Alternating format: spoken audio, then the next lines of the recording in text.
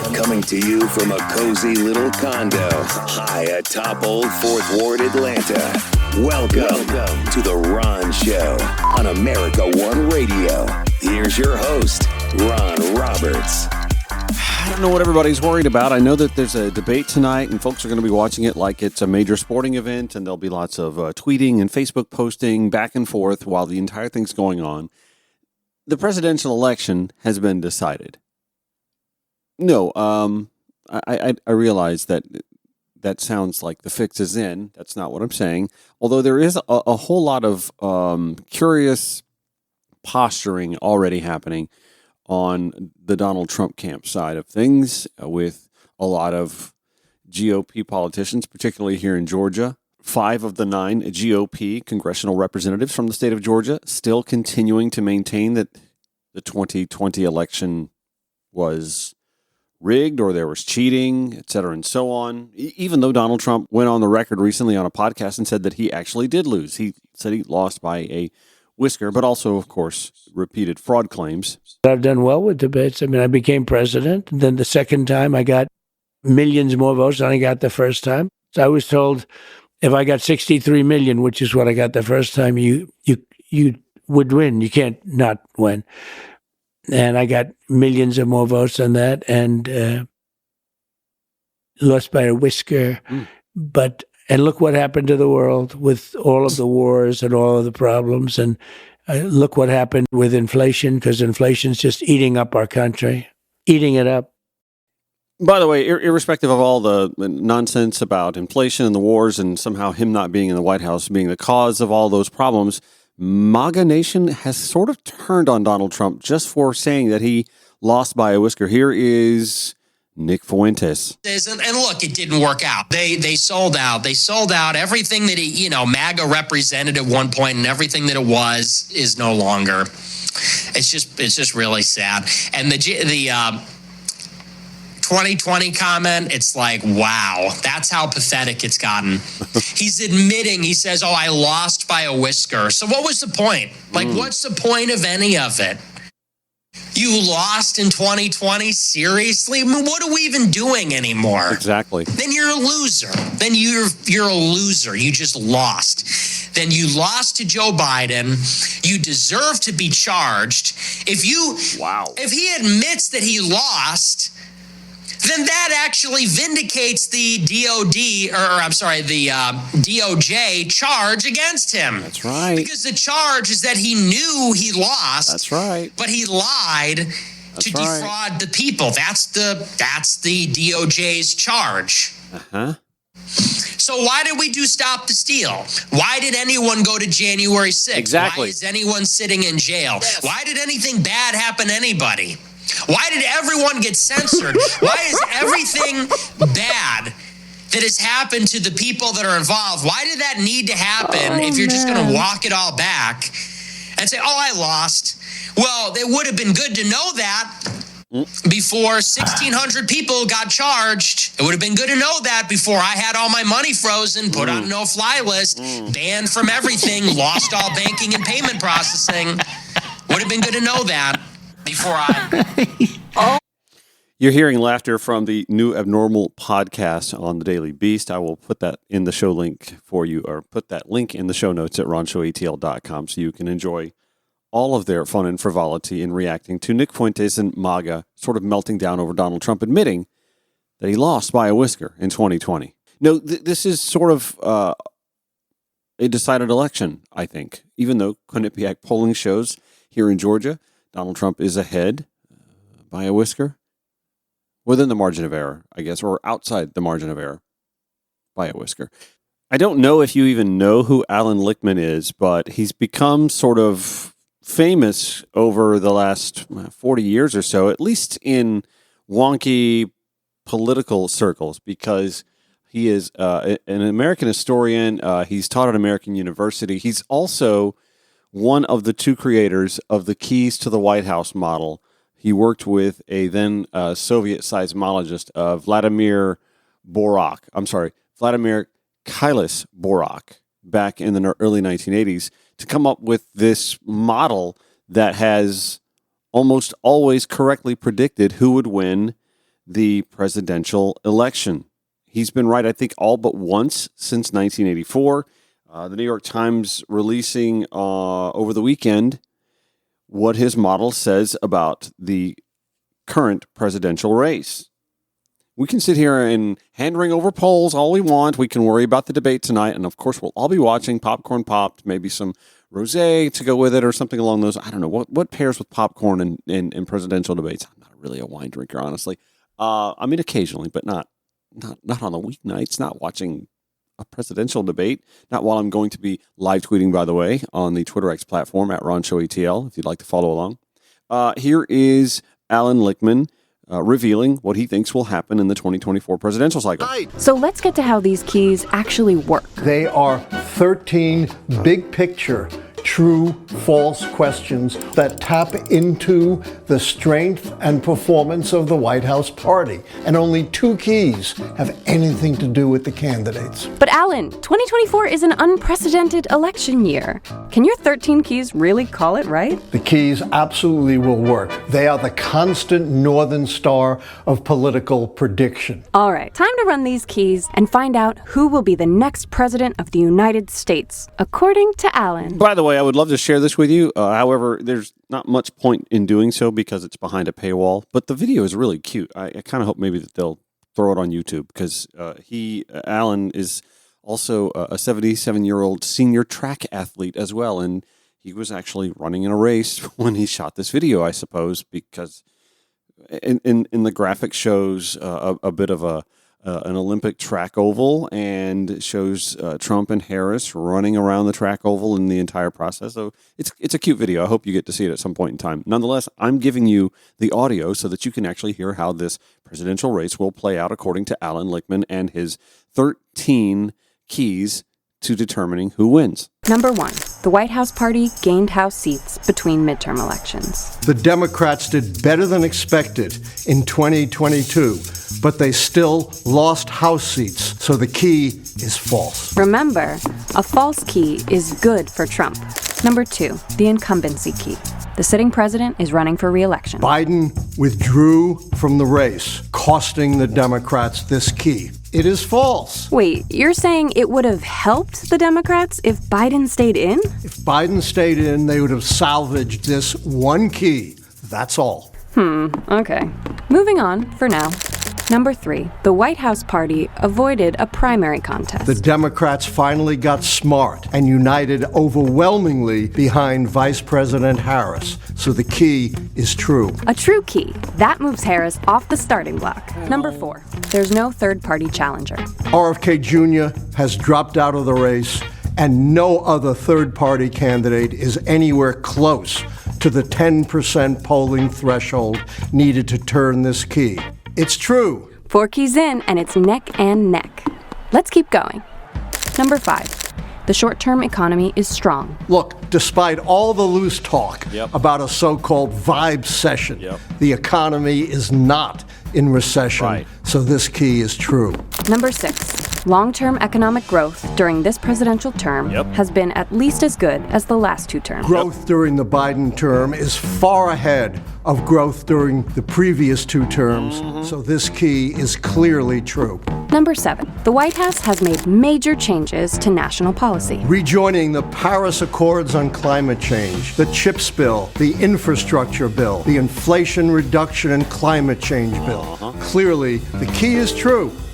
Number 8, there is no sustained social unrest during the term. There have been sporadic protests, but nothing approaching the massive, sustained social unrest needed to turn this key. So it's true. But schools are just going back to session.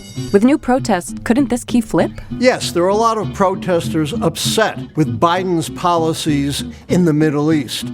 But now with Harris, not Biden, front and center, that has dampened social unrest. Number 9, the White House is untainted by scandal. Oh, my favorite key, the scandal key. And Republicans have been trying for years to pin a scandal on President Biden and come up empty. So the key is true. But come on, Alan. Biden's horrific debate performance, questions about his age, Hunter Biden, doesn't any of that count? No. there has to be at least some bipartisan recognition of actual corruption that implicates the president himself and not a family member, so the key remains true. So 2 false and 7 true so far. Looking pretty good for the Democrats. We have 4 keys left, all of which would have to be false for Trump to have a path. Number 10, the incumbent party candidate is charismatic. This is a very high threshold key.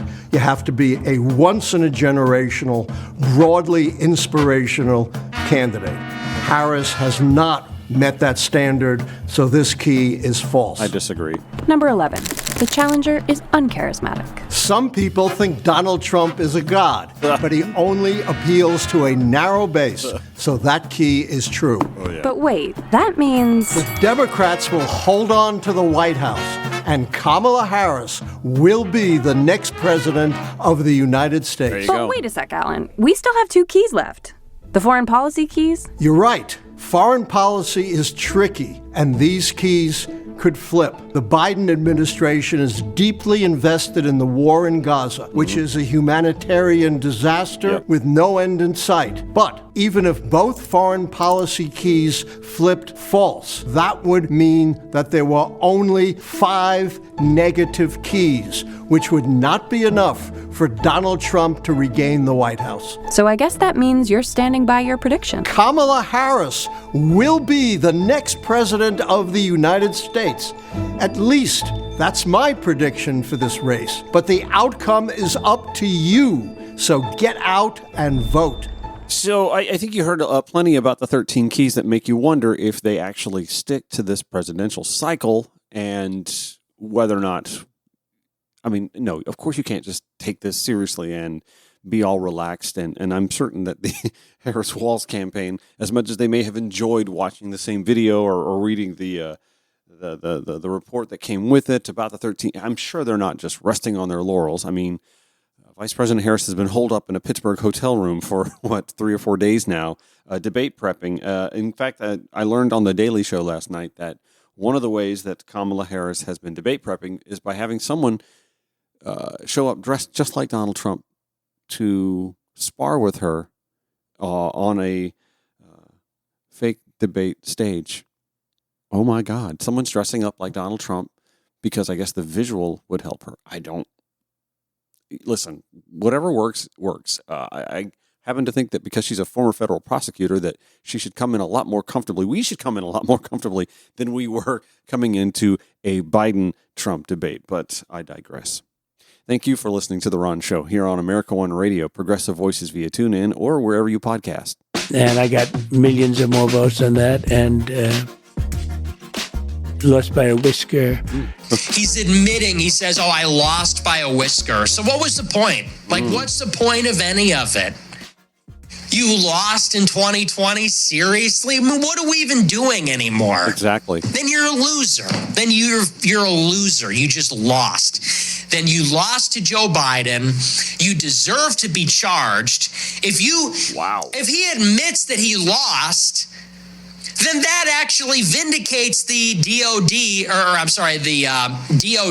charge against him. That's right. Because the charge is that he knew he lost. That's right. But he lied to defraud the people. That's the DOJ's charge. Uh-huh. So why did we do Stop the Steal? Why did anyone go to January 6th? Exactly. Why is anyone sitting in jail? Yes. Why did anything bad happen to anybody? Why did everyone get censored? Why is everything bad that has happened to the people that are involved, why did that need to happen if you're just going to walk it all back and say, I lost? Well, it would have been good to know that before 1,600 people got charged. It would have been good to know that before I had all my money frozen, put on a no-fly list, banned from everything, lost all banking and payment processing. Would have been good to know that. Again, you're hearing Nick Fuentes melting down over Donald Trump admitting that he lost by a whisker from the New Abnormal podcast on the Daily Beast. I'll give you the link to that podcast in the show notes at ronshowatl.com. Donald Trump must have realized he truly f***ed up because he then went on social media 2 days after admitting that he lost by a whisker to sort of reignite the big lie with his cease and desist. I, together with many attorneys and legal scholars, am watching the sanctity of the 2024 presidential election, he tweets, very closely. Because, as he says, I know, better than most, the rampant cheating and skullduggery, oh, nice pull, Mr. SAT word, that has taken place by the Democrats in the 2020 presidential election. See, he's got to get the Fuentes camp back in tow, right? So he tweets, it was a disgrace to our nation. Therefore, the 2024 election, where votes have just started being cast, will be under the closest professional scrutiny. And when I win, Donald Trump tweets in all caps, those people that cheated, in all caps, will be prosecuted to the fullest extent of the law, which will include long-term prison sentences so that this depravity of justice does not happen again. He continues, we cannot let our country further devolve into a third world nation, and we won't, he says in all tweets. Please be aware that this legal exposure extends to lawyers, political operatives, donors, illegal voters, and corrupt election officials. Those involved in unscrupulous, there's no way he wrote this, in unscrupulous behavior. I mean, it's the spelling's right, the punctuation. Anyway, those involved in unscrupulous behavior will be sought out, caught, and prosecuted at levels, unfortunately, never seen before in our country. I mean, I can sit here and laugh about this tweet and the correct punctuation and verb tense and spelling, but this is a serious accusation. This is after 4 years of howling and whining about the weaponization of the DOJ, him promising to again weaponize the DOJ. I say again because folks seem to forget that he did try to weaponize the Department of Justice while he was president, beginning in May of 2017 when he asked then Attorney General Jeff Sessions to unrecuse himself to investigate and prosecute Hillary Clinton. Or when he publicly scolded the Justice Department for not investigating Hillary Clinton. Or when he demanded an investigation into the debunked Spygate conspiracy.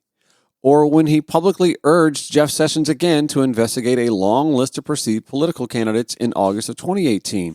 Or when he urged Ukrainian President Volodymyr Zelensky to open a criminal investigation into Joe Biden in July of 2019. Or when he threatened to prosecute Secretary of State Brad Raffensperger here in Georgia if he doesn't overturn the election results here in Georgia. There's actually a wealth of examples when Donald Trump tried to use government agencies to go after his opponents. Adam Klossfield, Ryan Goodman at Just Security gave us an entire timeline, and I will share that for you in the show notes at ronshowatl.com so you can see it for yourself. And share it if you'd like. Please do. So as Greg Bluestein and Mark Nisi at the Atlanta Journal-Constitution point out rightly in an article they filed this morning, more than half of Georgia's GOP congressional representatives continue to spread falsehoods about the 2020 election outcome.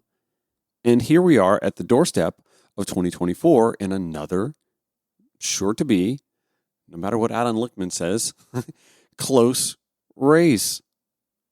Marjorie Taylor Greene has said for years that there was, quote, mass voter fraud and that Trump was the real winner. And in March, she said Trump was merely trying to find absentee ballots that were lost in the mail when he asked Brad Raffensperger to, quote, find enough votes to reverse the results.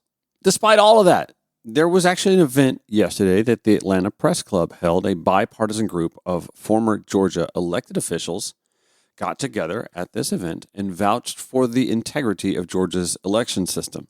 Stanley Dunlap at the Georgia Recorder filing this report that those influential former Georgia elected officials stressed at the Atlanta Press Club event Monday the importance of building confidence in Georgia's elections heading into the November 5th election. Former Republican Governor Nathan Deal, former Democratic Governor Roy Barnes, ex-Republican U.S. Senator Saxby Chambliss, and former Atlanta Democratic Mayor Shirley Franklin were together for the first time since teaming up in June to support of the Democracy Defense Project's national effort to restore trust in statewide elections. Panel moderator and AJC political reporter Greg Bluestein asked the Republican members how GOP leaders can counteract messages that continue to undermine faith in elections. He even cited a recent AJC poll which shows that about 3/4 of Republicans and 1/3 of independents still believe there is widespread election fraud. Governor Nathan Deal said members of the Republican Party must ask why it's putting some people in leadership positions who continue to spread distrust in election without credible evidence. Are we allowing them to be talking about things that they can't prove, he asks. If they are there, they're doomed for failure. I'm sure talking about the MAGA 3 on the state election board, right? Neither party should be going into any election with the idea that they're going to explain away the reason they lose by setting it up in advance, Governor Deal says. Whoever played a basketball game, football game with that kind of attitude, you can't blame the referees after the game is already over with. Oh, but they will, Governor Deal. When we return, a couple of opportunities for Reverend Senator Raphael Warnock to again weigh in on the need for gun reforms at the federal, perhaps the state level. We have audio from his appearance on Sunday's Meet the Press and another impassioned floor speech calling for gun reform. When the Ron Show returns on America One Radio and Progressive Voices via TuneIn. This is the Ron Show on America One Radio. So there's more to report on the aftermath of the Appalachian High School shooting in nearby Winder, Georgia. The picture's coming together actually quite clearly, and a lot of this from relatives of the 14-year-old gunman. Joe Kovac Jr. at the Atlanta Journal-Constitution reporting that it was the grandfather of the 14-year-old suspect who blamed the teen's home life and father for creating an environment that led to last week's violence that left 2 teachers and 2 students dead. His name is Charles Palamas, and he spoke to the Atlanta Journal-Constitution yesterday, telling the reporter he largely blamed his grandson's father, Colin Gray, following Wednesday's deadly shooting at Appalachian High School. Me personally, I totally blame the father, said Charles, whose daughter is Colt Gray's mother. She, of course, we reported initially right away a long criminal rap sheet on her own. Nonetheless, Charles is focusing on the son-in-law.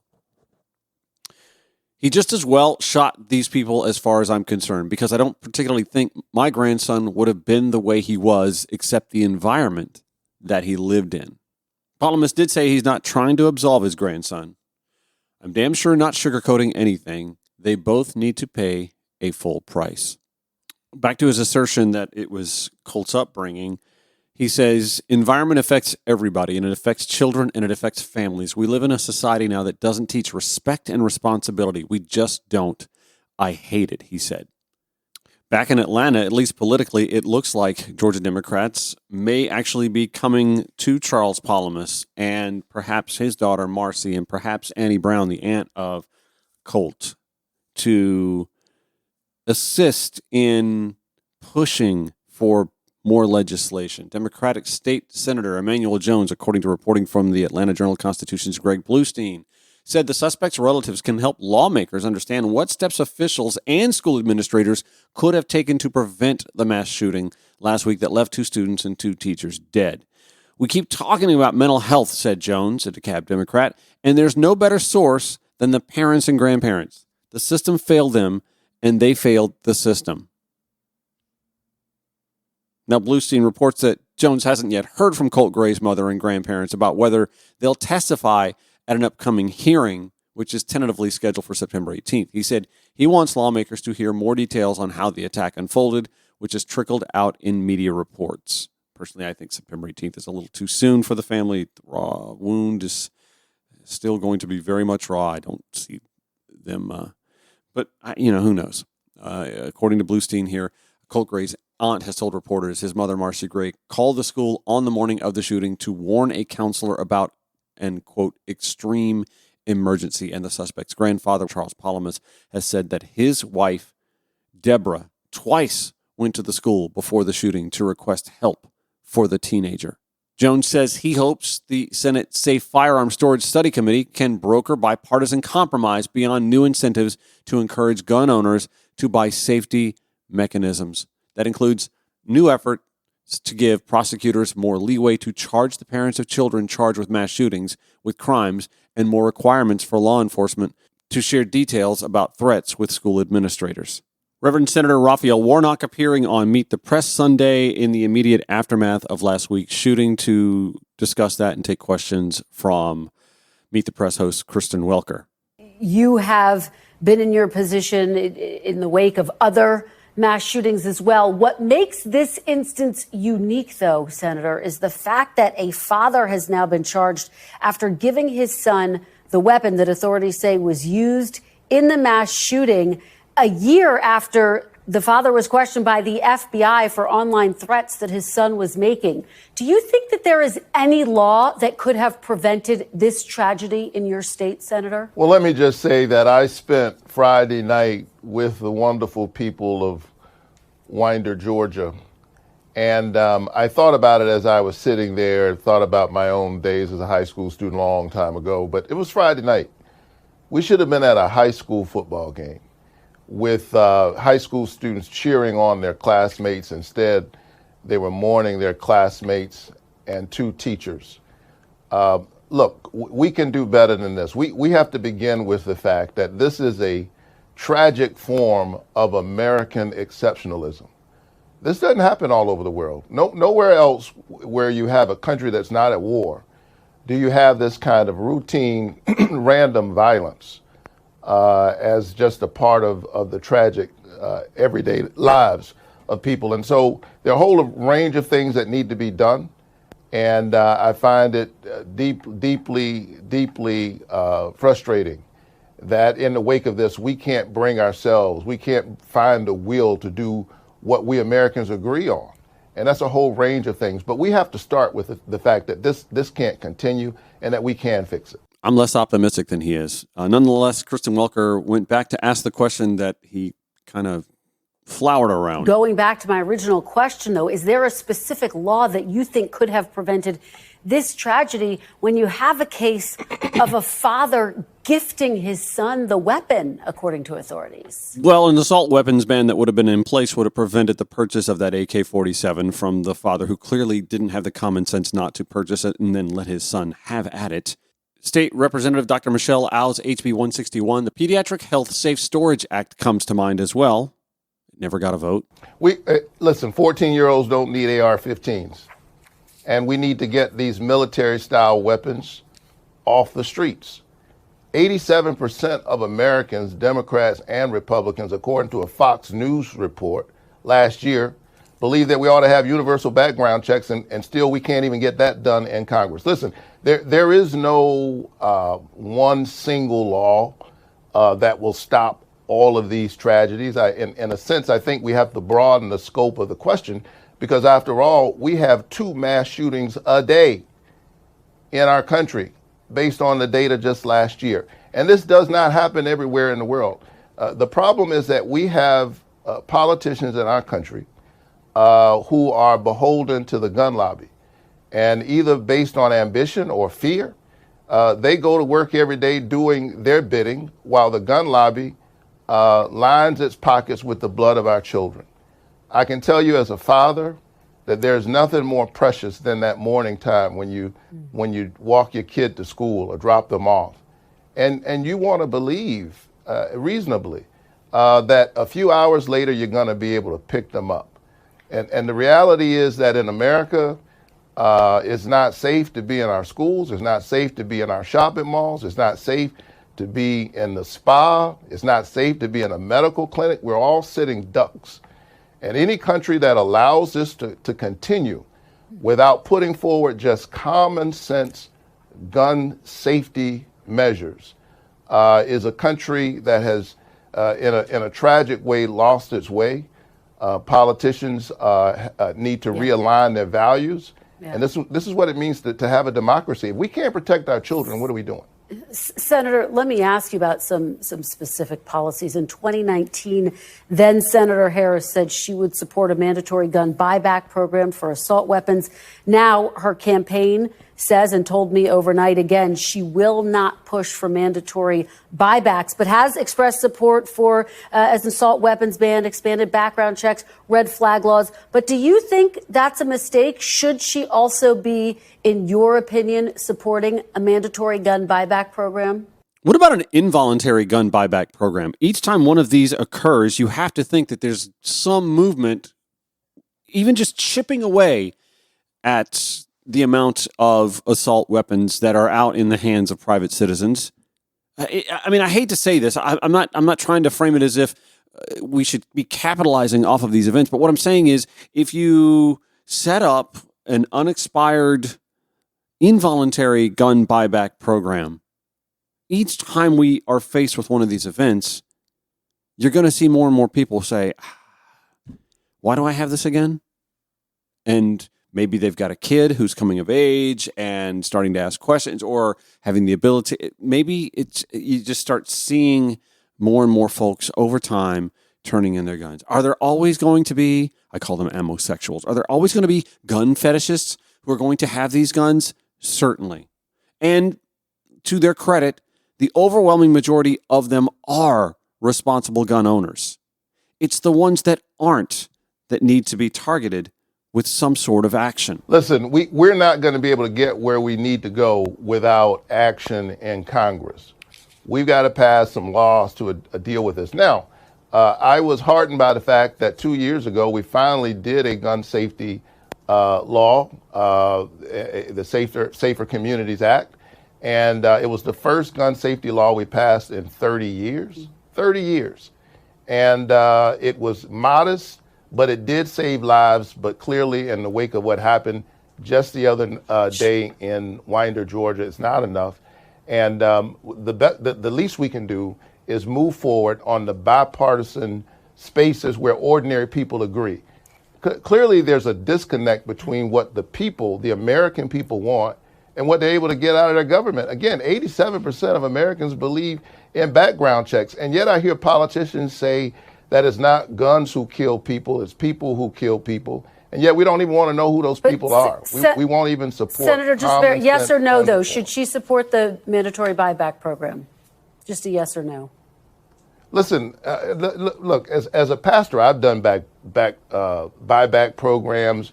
You can pick this issue or that issue. But I think that, again, there's not one single thing that will make all of this go away. Senator, let me play you something that J.D. Vance had to say. He made headlines this week by saying the way to deal with this issue is to focus in part on school security. Take a look. You've got some states that don't have strict gun laws at all. And the states with strict gun laws, they have a lot of school shootings. And the states without strict gun laws, some of them have school shootings too. So clearly strict gun laws is not the thing that is going to solve this problem. What is going to solve this problem, and I really do believe this, is, look, I don't like this. I don't like to admit this. I don't like that this is a fact of life. But if you are a psycho and you want to make headlines, you realize that our schools are soft targets. And we have got to bolster security at our schools. Senator, as you know, he is expressing the opinion of a lot of folks across this country. What's your response to hearing that? Listen, J.D. Vance claims that this kind of random, routine carnage is a fact of life. No, it's not. It's a fact of American life. This, again, is a tragic form of American exceptionalism. Nowhere else in the world do you have a country that's not at war. Do you see this kind of violence? And so we have to ask ourselves, we have to engage in serious soul searching as Americans. Why does this happen here? There are people who are given to violence in other countries. I hate it when people malign the mentally ill, because most of them are not a danger to us, but there are people who are mentally sick in other countries. There are children who are troubled in other countries. This only happens here. Senator, it's the guns. Senator, and those who want to make this, yes. Let me ask you quickly. This is not a debate between those who believe in the Second Amendment and those who don't. It is to the gun lobby's advantage that this has become a kind of culture war. It's like saying in another time that those who want seat belts are against the freedom of being on the road. In hindsight, we understand how ridiculous that argument would be. We need to put forward reasonable gun safety laws, and that's the least we can do for our children. Senator, very quickly, let me ask you about the debate. Here's what Donald Trump has had to say about Vice President Harris just this week. Quote, she does nothing but talk, nothing but gripe, nothing but complain about the terrible border or the economy and inflation. But she's been there for 3.5 years, so why doesn't she fix it? Presumably he'll make that argument on the debate stage. How do you think she should respond to that? Well, listen, I don't think she's going to underestimate Donald Trump. After all, he's been engaged in these debates at the presidential level since 2016. I think on the issue of the border, she ought to ask him, why is it that he killed the border deal that we got that was ready to be passed in Congress, written by a conservative Republican, and yet he decided that he would rather have the issue for the election rather than solve the issue for the American people. This is consistent with Donald Trump. Donald Trump is for Donald Trump, and Kamala Harris has spent her life working for the people. Kamala Harris for the people. I think that's who will show up on Tuesday night. Senator Warnock, Sunday on Meet the Press. This is The Ron Show on America One Radio and Progressive Voices via TuneIn. Final segment of The Ron Show, the pre-debate segment, I guess I'll give you here. What do I expect to happen tonight? I've seen enough of Donald Trump's debates to know what to expect from him. Unfortunately, Kamala Harris was not in many debates leading up to her becoming the vice president of the United States, enough to glean, I think, a pattern out of her. Obviously, the Democratic primary in 2020, that system sort of ground to a halt super fast. And actually, she bowed out early, even before COVID caught that primary season and stopped it in its tracks. So there's really not a lot that I can sit here and say with confidence I know to expect of the vice president in a debate, and specifically in a debate head-to-head with Donald Trump. As we've learned over the last few weeks, the two have never been face-to-face, so to speak. And that can have an impact on someone.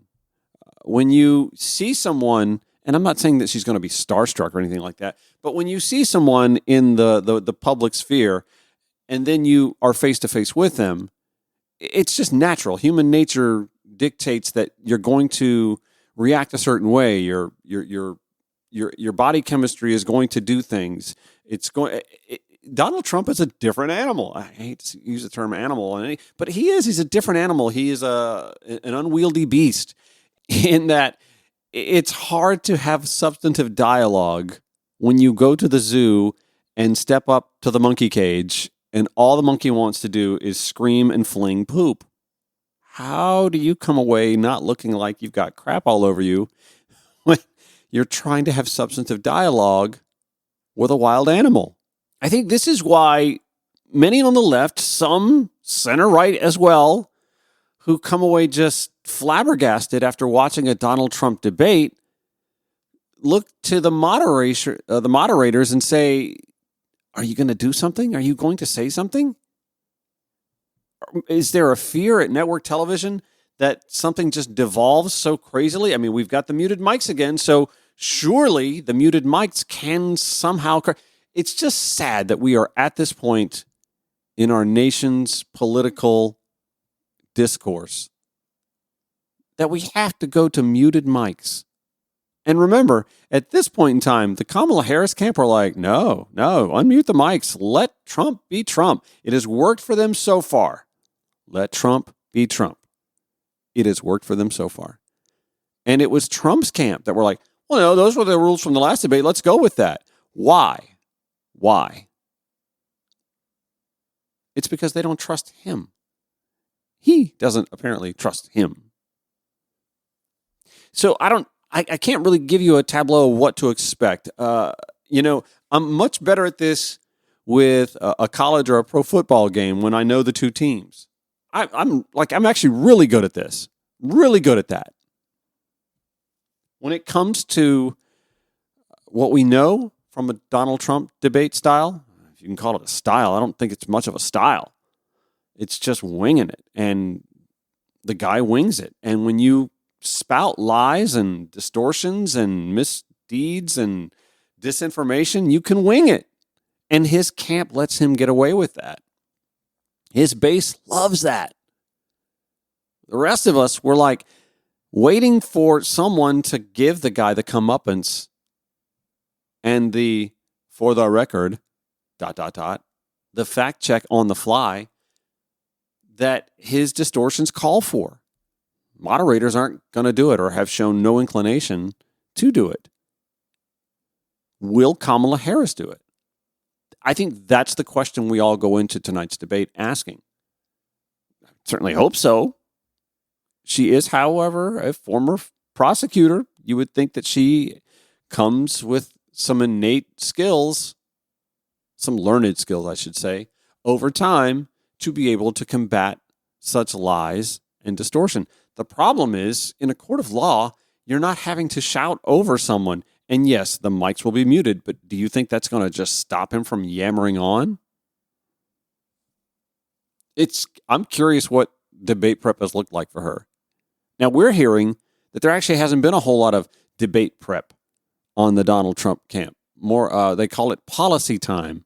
Last night, Jordan Klepper on The Daily Show pointing out the disparities in the debate prep. Yamiche Alcindor on Meet the Press starts this clip off. Sources who are familiar with how Vice President Harris is preparing for the debate tell me she is diligently getting ready for this by going to a hotel in Pittsburgh, spending hours doing mock debates, including with an aide who is dressing like former President Donald Trump. I'm sorry. You're having a guy dressed like Donald Trump? Is that something the campaign thinks she needs to prepare for? Right? Now, Madam Vice President, he might come out wearing a tie that's slightly longer than usual. Don't freak out. We trained for this. Meanwhile, Trump is preparing for the debate a little differently. All the reporting indicates that he's taking this easy, he's taking this casually. He doesn't have debate prep, so to speak. He has what they call policy time, just to refresh his memory about what he might say on stage. Oh! They're giving him policy time. Such an important part of childhood development. You can do it, Donald. 2 more minutes of policy time, and then you can watch 3 Paw Patrols. I'm not going to lie. I'm a little anxious, only because I felt a lot more confident prior to the CNN interview with Dana Bash and Tim Walz and Kamala Harris. Because I said this after that interview. I felt like there were opportunities to eviscerate right-wing talking points and lines of attack that she either chose not to take or wasn't prepared to take with, I think, a proper response. And that concerns me.